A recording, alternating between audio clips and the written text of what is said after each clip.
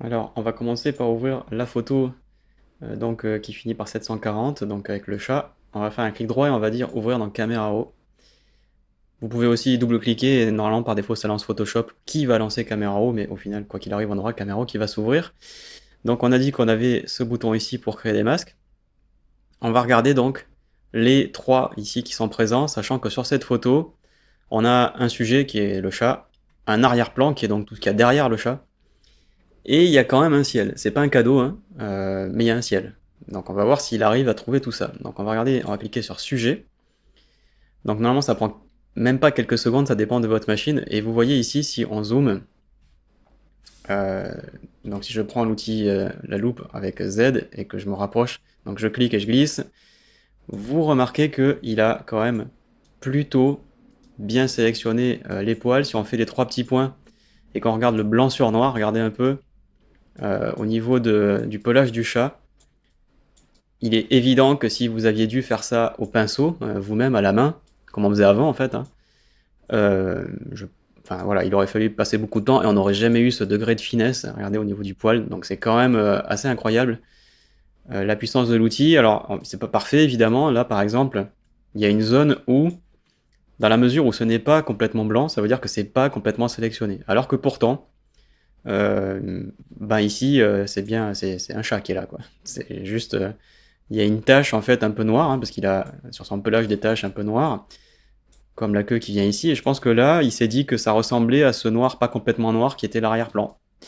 Donc il n'a pas complètement sélectionné. Donc là, il faudrait ajouter en fait un petit peu de matière pour avoir le vrai, voilà, le vrai masque complet, quoi.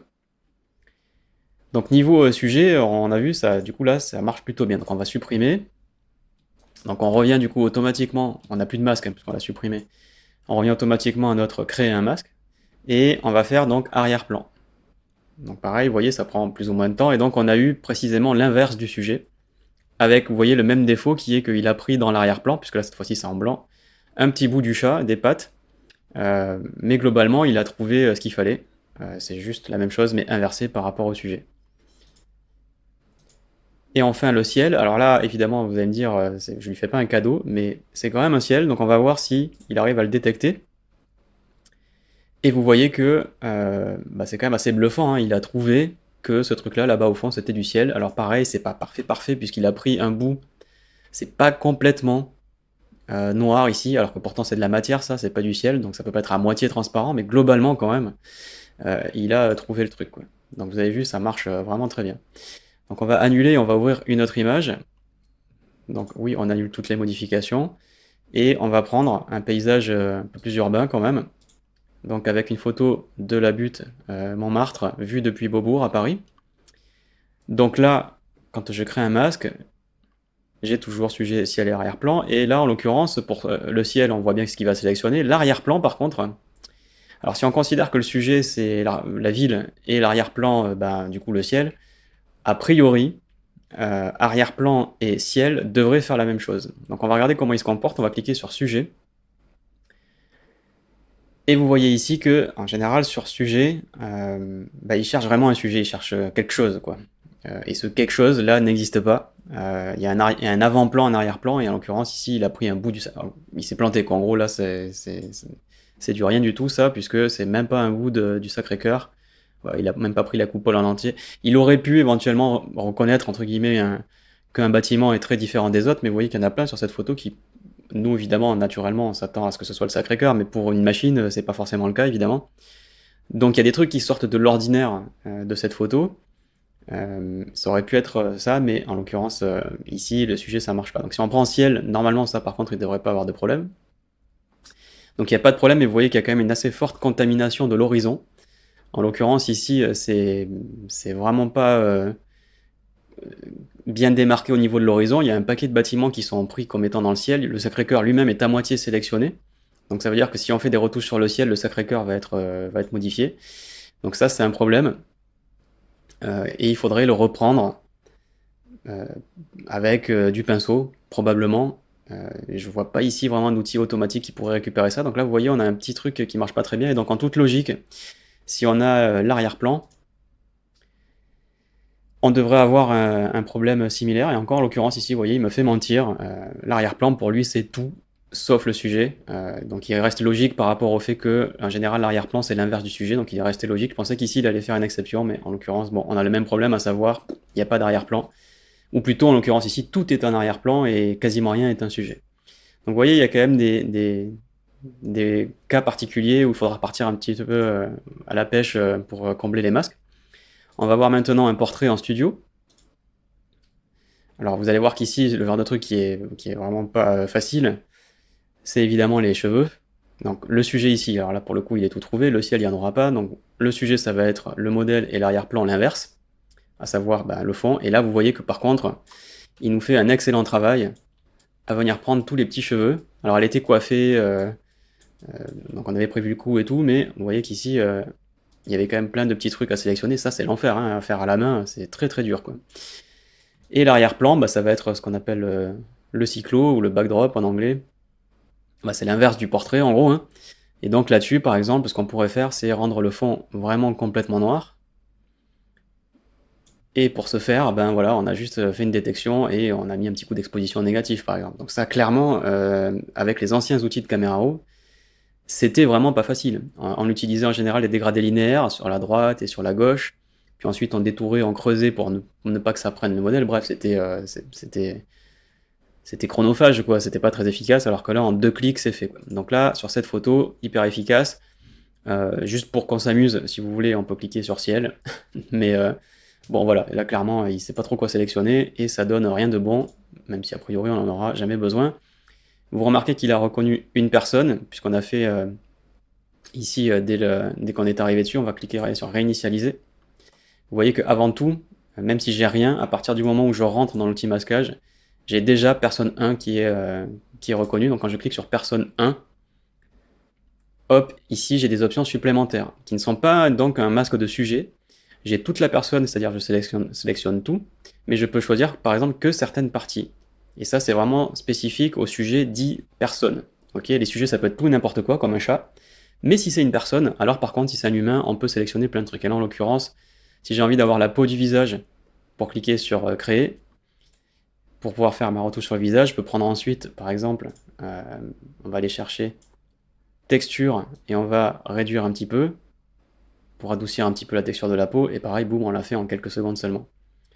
On va annuler, on va revenir sur personne, donc supprimer tous les masques.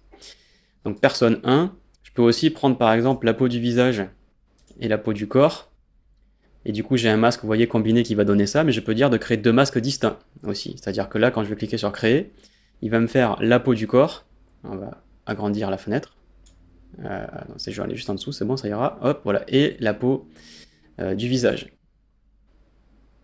Je pensais que ça rentrait pas, mais en fait ça rentre dans le panneau, hop, nickel. J'aurais très bien pu les combiner sur un, mais si j'ai envie d'avoir un réglage différent en termes de, par exemple, faire un lissage sur le visage, en général on fait un lissage sur le visage ici, qui va être probablement un peu plus fort en termes de texture ici, il va être un peu plus fort que celui qu'on va faire sur la peau du corps, qui est déjà, ne serait-ce que parce qu'on est attiré vers les yeux, un peu moins, il y a un peu moins de piqué dessus, quoi. Donc on peut prendre une texture, mais un petit peu moins, quoi. Donc ça vaut le coup de, vous voyez, de séparer les masques. Donc c'est vraiment plutôt bien foutu, puisque quand le sujet qui est détecté c'est un humain, il propose des masques sur les endroits les plus intéressants, que l'on fait notamment en retouche de portrait, à savoir la peau du visage, la peau du corps, les lèvres, les yeux, les cheveux. Donc pour la retouche de mode, c'est vraiment hyper pratique. Donc vous voyez que dès que je rentre dans mon outil masquage, il a reconnu une personne 1, et évidemment, quand il y a plusieurs personnes, il va reconnaître plusieurs personnes et vous proposer les choix qui vont bien. Si on prend par exemple cette image où il y a tout, c'est-à-dire il y a enfin pas de l'architecture, mais il y a un sujet, un ciel et une personne, quand on va dans le masque ici, vous voyez qu'il y a toujours une recherche de personnes qui se fait quand je lance, quand j'arrive dans mon masque. Et vous voyez que même si c'est petit par rapport à la taille de la photo, il a bien détecté mon modèle. Donc le masque sur toute la personne, il est très bon. La peau du visage, il a détecté, alors elle est de profil évidemment, hein, donc le cou, le visage, bon, pas facile de sélectionner. Mais là par exemple, peau du visage et peau du corps, il fait quand même plutôt un très bon job. Et voilà, vous pouvez créer des masques très rapidement, ça pareil, avant ça aurait été un petit peu plus long. Quand je clique sur sujet, ici, on peut considérer plusieurs choses comme étant le sujet. Lui, il a considéré que c'était le bateau et la personne. Si je mets par exemple blanc sur noir, Et le bateau, vous voyez qu'il n'est pas complètement sélectionné. Donc là, il faudrait aller remplir un petit peu en blanc. Et donc en toute logique, si on lui dit de sélectionner l'arrière-plan, il va prendre l'inverse de ça, et donc y compris le ciel. Donc jusque-là, plutôt logique. Par contre, on peut avoir, si on veut, donc que le ciel, en cliquant sur ciel. Et là, normalement, je pense qu'il ne devrait pas avoir de problème à détecter le ciel. Donc il n'a pas de problème. Par contre, on a un peu de contamination, à savoir, il y a un bout de la mer qui est venu, et il y a surtout un bout du modèle. Donc vous voyez, sur une photo complexe comme ça, il fait quand même une grande partie du boulot tout seul. Mais vous voyez, à chaque fois, on a toujours un petit peu de retouches à faire, avec des trucs qui sont contaminés, qui sont ou dedans ou dehors, alors qu'ils ne devraient pas. Donc on va cliquer sur annuler, et on va voir... hop, si je descends... Ouais, je vais vérifier, j'ai des surex et des contre-jours, pour voir un petit peu. Voilà, donc on va prendre cette image, et je vais ouvrir dans Camera Raw. Là, ici, on a un contre-jour manifeste, et on va voir si ça trouble la détection. Donc on va faire un clic, enfin Alt réinitialiser pour bien remettre l'image à 0, voilà. On clique sur les masques et on va lui dire de sélectionner le ciel. Et vous voyez qu'il fait un très très bon boulot. Il y a un petit bout de l'étang, de la mer, je sais plus où on était là, qui est sélectionné, mais globalement il a bien l'horizon, il manque quelques petits nuages, mais globalement il fait quand même un super boulot. Donc pour le ciel ça marche plutôt bien. Et par contre là, bon, bah, si on lui dit sujet, voilà, sujet il sait pas, il n'y a rien, pour lui il n'y a pas de sujet. Et l'arrière-plan, évidemment, bah, du coup, c'est la même chose. Donc en l'occurrence, ici, si vous voulez avoir l'avant-plan, ce que vous allez faire, c'est prendre le ciel. Et ensuite, ce masque 1, on va dans les 3 petits points, et on fait inverser le masque. Donc le raccourci, c'est Alt-X, vous allez l'utiliser très souvent, donc je vous suggère de l'apprendre. Donc quand on fait Alt-X, on inverse. Et du coup, maintenant, j'ai bien ce qui est, selon moi, humain. C'est facile de dire que le sujet, c'est le paysage, mais pour une machine, c'est pas le cas, en fait. Donc je sélectionne, moi, le ciel, parce que je sais qu'en inversant le ciel, je vais avoir mon paysage, en fait. Vous voyez, voilà, on a un petit peu de contamination, c'est-à-dire en gros des bouts de paysage qui sont en fait du nuage. Donc là, il faudrait faire l'inverse, c'est-à-dire soustraire pour enlever ces trucs-là, quoi. Mais globalement, il a fait quand même un super boulot puisqu'on n'a pas eu à faire tout ça à la main, donc c'est quand même plutôt bien vu. Si on prend une autre image avec un autre problème en termes de contre-jour, enfin de surex sous ex, c'est de prendre cette image qui, en fait, elle est issue d'un bracketing, c'est-à-dire que normalement je l'ai la version bien exposée, mais je vous donne la version mal exposée pour les besoins du tuto, pour qu'on puisse voir là par exemple. Vous voyez, si je prends cette image à réinitialiser, elle est vraiment, si on met tout à 0, elle est vraiment complètement brûlée. Donc on va voir si ça le trouble pour voir le ciel. N'oubliez pas encore une fois que dans un fichier brut, il y a plein d'informations qui ne sont pas révélées par défaut sur l'écran. Et donc voilà, là on voit qu'il y a quand même plein de matière pour détecter les contours de l'architecture, et ça lui clairement il va le voir. Donc normalement si on lui dit de retoucher le ciel, enfin de sélectionner le ciel, pour nous ça a l'air tout blanc, mais en fait pour lui il devrait, voilà, vous voyez, il arrivait sans problème à trouver. Alors encore une fois c'est pas parfait, il y a de la contamination. Ce bâtiment là-bas je pensais qu'il l'aurait un peu mieux pour être honnête, donc il est quasiment complètement sélectionné en fait, hein.